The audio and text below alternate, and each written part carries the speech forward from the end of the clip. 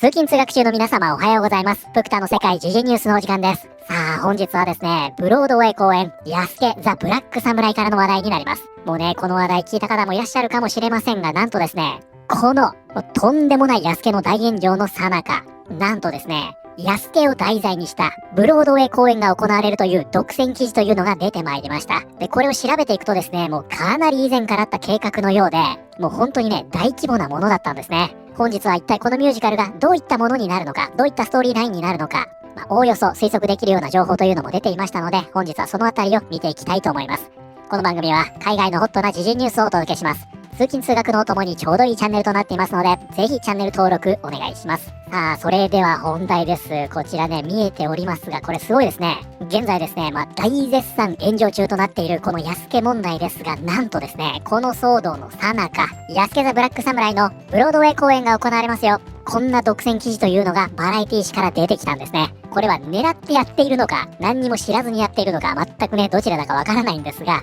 タイミングがタイミングだけにね、何なんだこれはというように言われてしまっているんですね。で、このプロジェクト自体はですね、実現するのがかなり先の話になるんですが、こちら見てください。すでにですね、公式からこのような画像というのが出ているんですね。ね、尊敬、名誉というようなものになっていますが、これね、もうすでに公式のものです。ちょっとこちらはね、詳しく後ほど見てみますね。ではこちらバラエティ誌ですね。ここね、エクスクルーシブとあります。つまり独占記事です。スクールオブロックミュージカルコリオグラファージョアン・M・ハンターがブロードウェイ公演ヤスケ・ザ・ブラック・サムライを演出ということで、早速ですがこちらですね、コリオグラファーとあります。こちらが本日のキーワードになります。choreographer。動きを組み合わせダンスを踊ることに熟練した人ということで、こちらですね、コリオグラファーというのは振付師という意味になります。これはね、もうすでに日本語でもコリオグラファー、コリオグラフというように使われますよね。コリオグラフで振り付け、コリオグラファーで振付師。英語になりますとちょっとね、イントネーション変わるんで気をつけてくださいね。choreographer。ということで、こちらはスクールオブロックミュージカル振付師ジョアン・M・ハンターがブロードウェイ公演ヤスケ・ザ・ブラック・サムライを演出。ブロードウェイのスクールオブロックやバッドシンデレラの振付師であるジョアン・M・ハンターが上映予定となっているミュージカルヤスケ・ザ・ブラック・サムライの演出に起用された。で、これがですね、結構先になるようですね。ハンターが振り付けも手掛けるこの作品は2026年から2027年シーズンにブロードウェイで上演されることを目指しているということで、現在ですね、2024年になりますので、大体上演されるのが2年後からのシーズンじゃないかと言われているんですね。そしてね、こちらジョアン・ハンターさん、この方ですね、振付師でもあるんですが女優さんでもあるんですね。こんな感じでね、結構かっこいい自身のね、ホームページなんかもありました。そしてね、皆さん気になってるでしょう、このストーリーラインですね。ヤスケ・ザ・ブラック・サムライは16世紀の封建時代の日本で実際に起こった出来事を元にした物語です。故郷のモザンビークから連れてこられたアフリカ人のヤスケの旅を描いています。日本に着くとキリストを道徳観で知られる社会で尊敬され、侍文化を発見していきます。公式のあらすじによると、文化的な違いは最初ヤスケに多くの衝突を生むが、男たちがお互いを尊重する世界で真の可能性を見出すにつれ、その隔たりは徐々に消えていくということで、一応ですね、バラエティ誌で今回ね、判明している、どういった作品になるのかというのは、ここだけなんですね。で、ここからわかるのはですね、一応ですよ。実際に起こった出来事というのをベースにした物語ですよ。そういうことなんですね。ただここでやっぱりね、この件に関してはちょっとおかしくなってしまう部分があって、ヤスケというのは実在しました。ただこれが大幅に脚色されているという話でしょ。帽子の影響でね。だから今回のね、クリエイター陣というのが、ヤスケのどのストーリーまでを実際に起こった出来事としているか、ここがね、一番重要なんじゃないかなというような気はしますね。だから実際ね、たったこれだけの文を見るだけでも、おそらくね、ヤスケの中に武士道というのが目覚めていくという話になるんじゃないかなと思いますが、そこまでをね、実際に起こったことと、そう見られてしまう可能性というのは十分にあるんじゃないかなというような気はしますね。こちらブロードウェイバーズですね。振付師ジョアン・M・ハンターが新作ミュージカルヤスケ・ザ・ブラック・サムライを演出。ブロードウェイの振付師兼パフォーマーであるジョアン・M・ハンターが新作ミュージカルヤスケ・ザ・ブラック・サムライの演出と振り付けを担当する。このミュージカルはニューヨークを拠点に活動する作曲家バリント・ワルガによる、でね、ここすごいんですよね。日本の伝統的な音楽邦楽。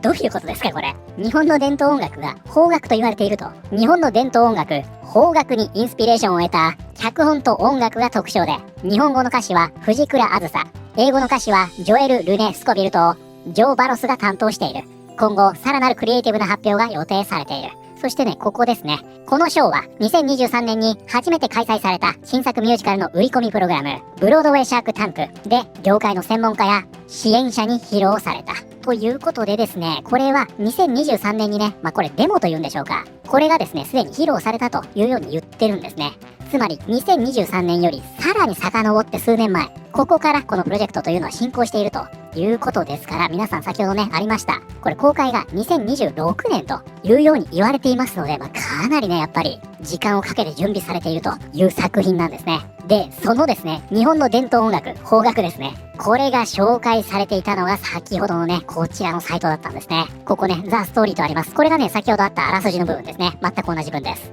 そして下をね、見ていきますと、なんとですね、もうすでにサントラ、こちらですね、デモ版になるんですが、ここにね、オリジナルデモサウンドトラックとあります。このね、デモ版というのはすでに完成しているんですね。つまり、このサウンドトラックのジャケットが、ここにね、見えてます。これだったというわけなんですね。ここね、2023年とあります。名誉、尊敬と。これ本番までにね、本当なんとかした方がいいんじゃないかなと思いますが、いうことでここね、いるのはもうこれ明らかに安家ですよね。ですので、ここからもわかる通り、安家が名誉、尊敬、こういったものに触れながら武士道に目覚めていくと、そういった感じのストーリーラインになりそうですよね。で、先ほどから武士道というワードを使っているのには訳がありましてですね、ここね、皆さんよかったらね、これ、後で聞いてみてください。これ結構すごいでしょ。もうほんとね、一通りデモがね、聞けるんです。ここでね。で、その中でですね、ここですね、2曲目。武士道というのがあります。おそらくですね、これがメインテーマなんじゃないかなと思います。この中でですね、武士道というのを歌い上げているんですね。とにかくこのブラックサムライというのは安家とこの武士道、これをね、どうやらテーマにした作品になるっぽいですね。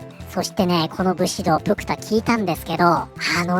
めちゃくちゃいい曲でした。これはね、皆さんぜひ聴いてほしい。本当にシンプルにいい曲でした。で、これはですね、PV が YouTube にも上がっているんですが、このね、ブラックサムライの知名度、あまりにも低いからか、全然再生されていません。もう先ほど見た限りでは、2年前に投稿されて200回しか再生されてませんでしたので、本当にもうまだね、誰も見てないというような状況なんですが、これ、めちゃくちゃいい曲です。イントロがね、もう限りなく、アナ雪のね、レディーゴーなんですよ。だからなんかとんでもない名曲が始まったみたいな感じになりますんで、ぜひね、イントロから聴いてみてください。Oh, Bushido is the heart of where I stand. Bushido is... で、この歌の中で日本語、武士道としてね、そのまま出てくるんですね。で、このね、日本語の歌詞を担当しているのが、こちら先ほど出てきました日本の方ですね。藤原あずささんという方のようですね。この方が日本語の歌詞の部分を担当していると、つまり監修してるみたいな感じなのかもしれませんね。そういったものになるようです。で、これがプレゼンされた時のプレスですね。ここで紹介されましたよ。そしてね、その下にこんな感じでね、ミュージックビデオありますんで、このサイトね、概要欄に貼っておきます。ぜひね、ご覧になってみてください。ちょっと200回しか再生されてないのが意味わからないぐらい名曲ですよ、これ。なんですが、この情報が出るにはですね、あまりにもタイミングが悪すぎましたね。この内容がね、どうなるかはわかりませんが、実際ですね、X ではかなりね、もうこれだけで非難の声が上がっているというような状況になってしまってるんですね。このミュージカルのストーリーがフィクションであることを強く願っています。ロックリーが始めた嘘をブロードウェイで演じるつもりですか？彼女の主な情報源はトーマス・ロックリーであることがすでに推測できます。このタイミングでミュージカル版安家。そう思いますよね。安家のミュージカルのタイトルさ、これも今話題の准教授のせいだったりしない？安家ザ・ブラックサムライは彼女のブロードウェイでの監督デビュー作になる。今回これが監督デビュー作なんですね。はい、ということで本日はですね、この騒動の最中に突如独占記事が飛び込んできました。ブロードウェイ公演、安家ザ・ブラックサムライの話題を見てまいりました。いかがだったでしょうか？今回ですね、このあらすじを見るだけでも、ここにね、うっすらと The Legend of というワードもね、書かれているんですが、相当ですね、ロックリー的な脚色が施されるんじゃないかなと思います。なんですがね、先ほど X でも指摘されていましたが、この問題はですね、もう本当にややこしくって、安家は存在しました。ただ、そこに尾ひれがついている部分っていうのは、かなりの部分創作が含まれます。こういう二重構造なんですよね。ですので冒頭に実際に起こった出来事に基づいていますという文が入ってしまうと、どっからどこまでのことを言ってるのかがわからないということになってしまうわけですよね。だからここがね、今回のこの問題の大きなポイントなんじゃないかなと思いますよね。で、実際ですね、ここの武士道の歌とか、ここのね、バラエティの文でもそうなんですが、モザンビークから連れてこられた、つまり黒人奴隷の安家がどのように自分の人生を見つけていくかと、そのような感じになるっぽいんですよね。で、この黒人奴隷っていうのはこれはこれでね、またこれ日本ではね、かなりセンシティブなワードになってるでしょ。だからこのあたりもね、どういう風に描かれるのか、これは不安といえば不安ですよね。そしてさらにですね、この後に、ここでもね、言われているんですが、これですよ。映画版のブラックサムライというのが控えてますので、いや、これね、本当に思いますが、これって、ワーナーブラザースジャパン、どうやって日本でプロモーションするんですかね。そこはね、本当に気になりますよ。少なくともワーナーブラザースジャパンというのは、バーベンハイマーの時にね、日本人側に立って本社というのを批判しました。ワーナーブラザーズジャパンが、このブラックサムライをね、どのようにプロモーションしていくのか、ここはね、本当に興味深いと、個人的には思っていますね。これについて皆さんはどのように思われたでしょうか。ということで、本日の動画は以上になります。この動画良かったよと思っていただいた方、ぜひチャンネル登録、グッドボタンお願いします。それではまた通勤通学中にお会いしましょう。